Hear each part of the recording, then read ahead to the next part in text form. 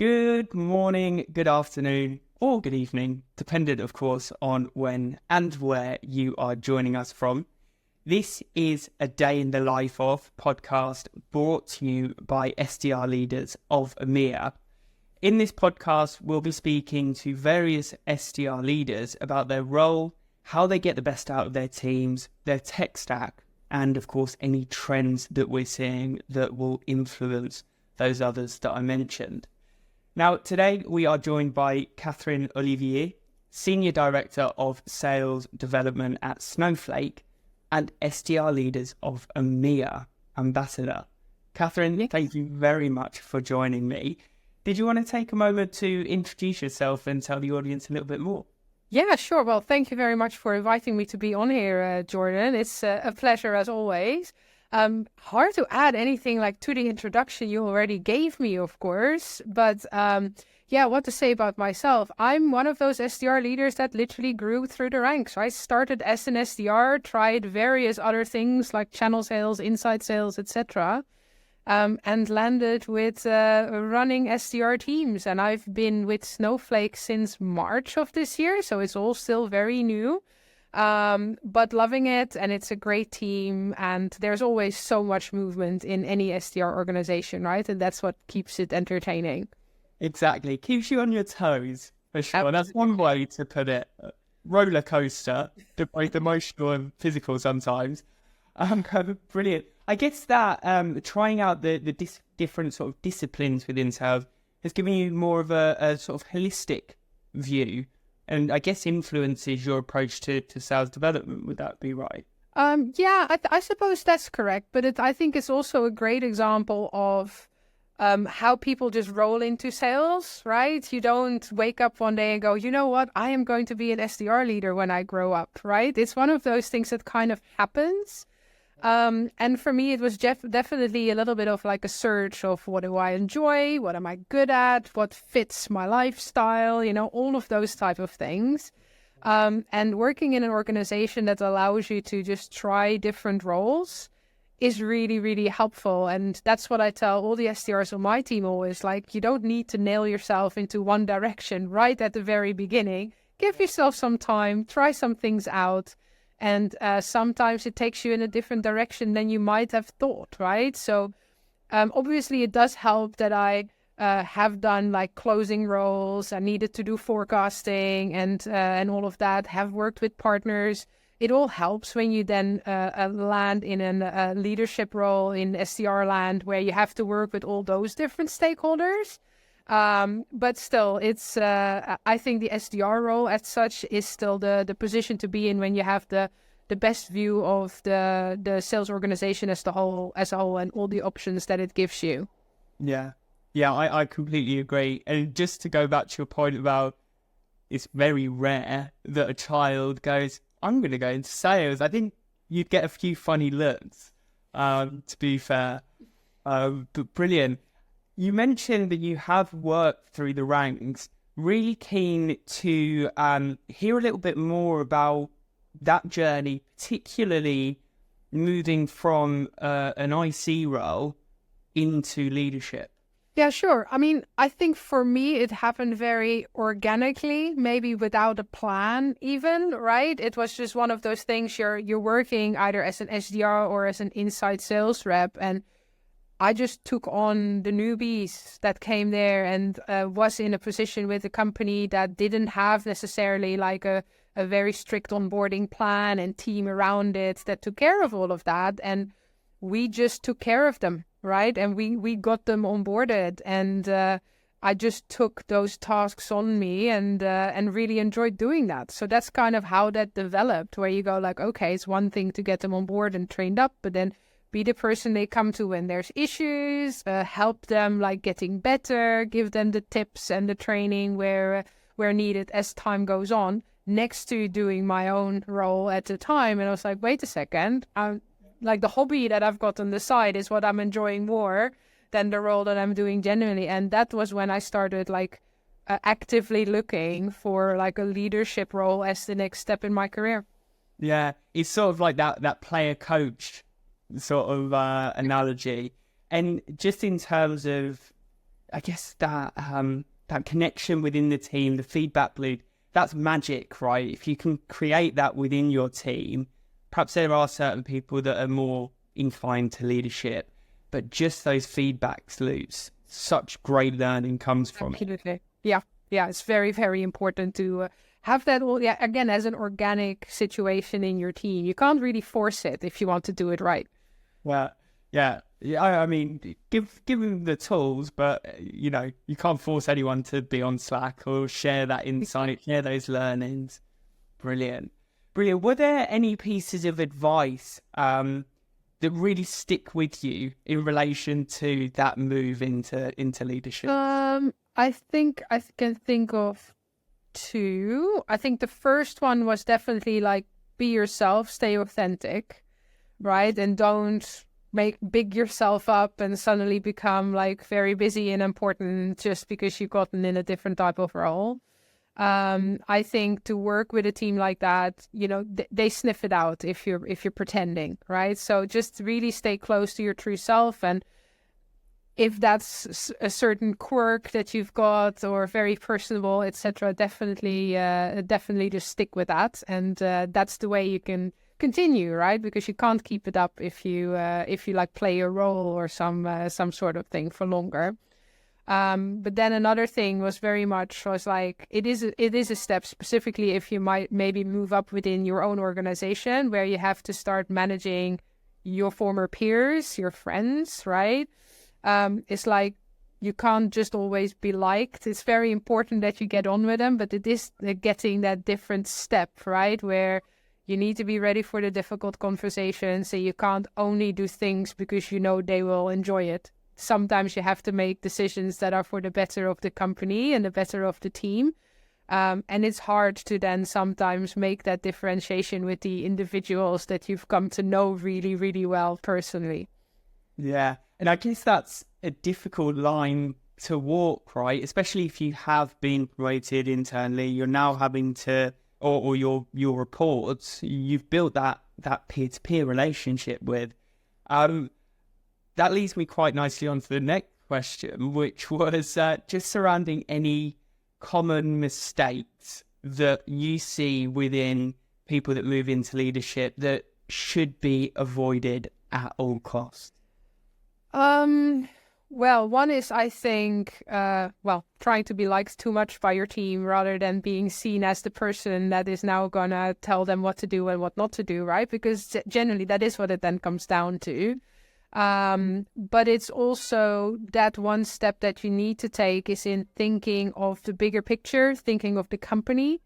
As soon as you get into that leader position, it's no longer your own number, but it all rolls up to that final goal that your team is working towards for the better of the business. And sometimes those two don't match up, right? What's better for your team or your individual contributors might not necessarily be best for the company, and the other way around.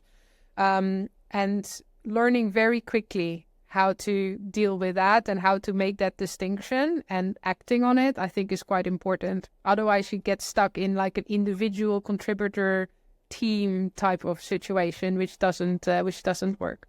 Yeah. Have you got any tips in sort of translating those, the company benefits to the team, and perhaps even vice versa? Well, tips maybe not necessarily, but just making sure that everyone understands how they fit in the bigger picture. Like they're just a piece of the big machine, right? But I think specifically as new SDRs or young SDRs, they've maybe not done loads of these roles before.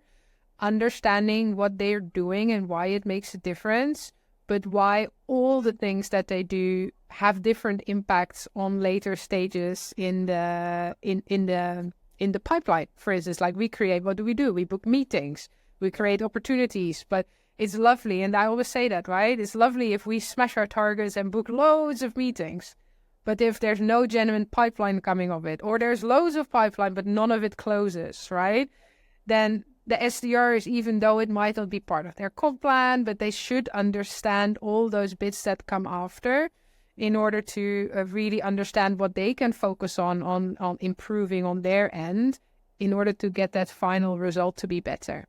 Yeah, it's such a great point. It can be so easy to, have your head down, blinkers on, just focused on your quota, but being able to lift ahead, take that longer term view.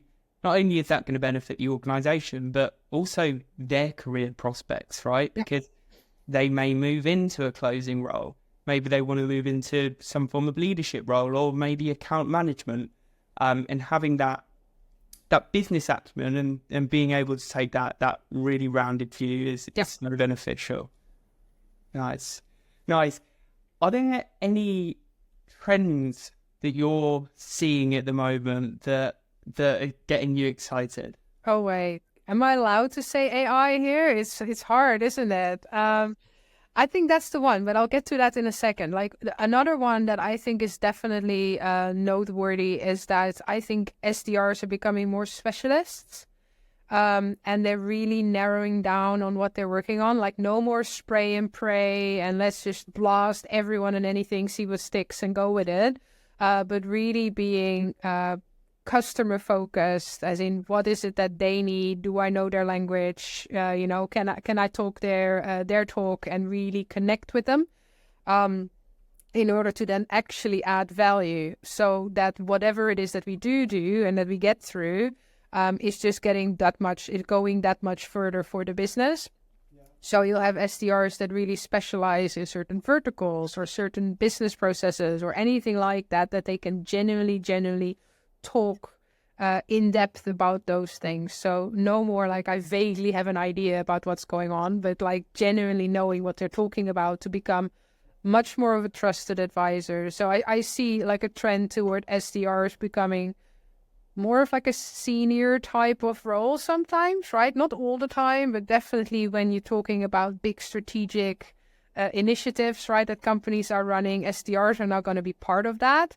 And it's not only AEs anymore who try to plan these things out. So I think from that perspective, I think the quality of SDRs is going up as a whole, right? Which I think is super, super exciting. Yeah. But then on the flip side of that, I think a lot of the grunt work, if you want to call it that, and a lot of the faff in the background, even bits of the admin and stuff like that, that is being picked up by very clever tools and systems and processes in the background, that we're making SDRs less like admin support in the background, but we've got things for that so we can focus on the actual hard stuff. Yeah. So I think that's that, but also then obviously like the smaller accounts or the smaller deals, depending on how companies are splitting it up, it can be done by AI potentially, right? Whether it's done well, I think depends on how people set it up. I've seen examples of either end of the stick, right? But in general, I think it opens up again the opportunities for a lot of the SDRs to not be focused on all the messy little non-important bits, but really, really focus on the quality and the customer relationships. Yeah. That quality piece is so important, and in terms of the AI, it's as you said, it's where you draw the line, and that's going to vary case by case. I think it was saw a piece of research that was sellers only spend about 23% of their time actually selling. The rest is, the other mountain of tasks. So whatever we can do to increase that, so that people have more time to go out, build those relationships, create the content that's going to position them in the right way as that trusted advisor, as that guide, it's going to be invaluable. Yeah, absolutely. So I'm definitely not against AI and all the tools, and I'm not saying that it's going to replace the SDRs at all, right? It's just going to replace the boring bits of it potentially. Yeah. And it goes hand in hand with what you were saying about the transformation almost of the role. It's becoming a more senior, more respected position. SDRs are that initial guide, being able to distill these quite complex challenges, whether it's what's going on in the economy or the industry, as you mentioned, and distill that into really valuable insight. Yeah. Nice. Nice. And then looking forward for the next year, 2 years, 5 years, are there any other changes, trends that you're seeing that you think will completely change the SDR landscape? Ooh, that's an interesting one. Whether it will completely change SDR landscape, like the one thing that I've noticed is that SDRs stay SDRs for longer, which I think is an interesting one, right? I think years and years ago, it was like, oh, you do SDRing for a year and then, you get your promotion to the next role. And some organizations still have that up to a point. But I see, because it's now become a lot harder to be a good SDR, right? Given all the changes around, it takes longer, and people, I think, taking more pride in being an SDR rather than just seeing it as the step up to something, to the next step, right? But actually being an SDR, they see as a valuable career step that they are happy to stick around in a little bit longer. And I think the moment that becomes more ingrained in our business, where people are just saying, okay, instead of being for a year and a half, I'll do the 3.5 year stint, right? That's when you're going to see that quality. That's when you're going to see those massive strides made when it comes to that advisor, consultant type role that SDRs can get to if they know their stuff from that perspective. So I think that's the one where... whether that means that it's becoming more account-based marketing, SDRing kind of thing, where we're going to be linked a lot more to specific accounts, and more an extension of that is definitely, of course, a possibility. But I think in general, where like 10 years ago, I saw one SDR work with 10 AEs, just like try everything and do anything. It's becoming way more of a like one-on-one, one-on-two type of relationship in most of the organizations. And I think that is a trend that's going to continue, where it's either going to be a one-on-one or more SDRs on one, right? To really service those accounts properly if you're working really big accounts. So I think that's definitely one of the changes I see gradually happening now in various organizations. Yeah, it's a really good point, actually. I think a number of times I've heard the golden ratio being that 1-to-1 relationship, but with the struggle to generate quality pipeline that we're seeing in the market, perhaps the answer is, as you said, various SDRs and the AE working with them as that sort of orchestrator, as that sort of mentor guide. That could be the answer. Yeah. So yeah, absolutely. So that's just one of those things that I think every organization needs to kind of find that ratio of what works, because obviously you need to be able to, calculate that out, whether it makes sense, right? Depending on the business. But to just throw SDRs at any type of pipeline problem is not necessarily, I think, like in-house SDRs, right? Is not necessarily going to be the answer. And whether you can automate a lot, whether you can AI a lot in the background, or you want to outsource bits, that you go like the mass can be covered somewhere else. But in-house, I think it's going to be way more quality focused. Yeah. One final question from me, just in relation to those potentially longer tenure, that longer tenure for SDRs. I guess that then puts more importance on the professional development plan and really working with the individual to help map that out, give them the clarity, so they're not hearing, oh well, when I was an SDR for a year and a half and then I got the promotion, and could cause some frustration. So have you got any best practices in terms of building out those professional development plans with the individual reps? Well, I think it will depend on the size of your organization and how your enablement team is set up. But we've got definite like tracks, right? It gets more and more complex. Like after a certain number of months, you do different type of training, and then after months yet later, you get yet another type of training. Whether that goes deeper into the like AE world, right, to get you ready for that next step, or it goes deeper into like just customer contact and SDR roles. But I think it's just important to map out that you go, okay, you can hit certain milestones as an SDR, And, you can do a year and then you get another training and certification and you can become like a senior SDR, and then you do another year, you can get another training. But I think it's mostly important to offer SDRs like a lot of ability to just shadow other parts of the organization to figure out if there's anything next that they want to do, stay in SDR or go into sales or to marketing or, into enablement or anything like that. Because it's the biggest and best talent pool any organization has. Yeah. Absolutely love that, Catherine. Thank you so much for joining me today. Super insightful session. I know you've only got the room for a couple more minutes, so I will let you go and get on with your day. Thank you very much. If anyone did want to reach out, I guess LinkedIn or the SDR leaders of EMEA Yes, community. either is fine. Absolutely. Yes. Perfect. Catherine, thank you again. And to everyone listening, until next time. Thanks, Jordan. Bye.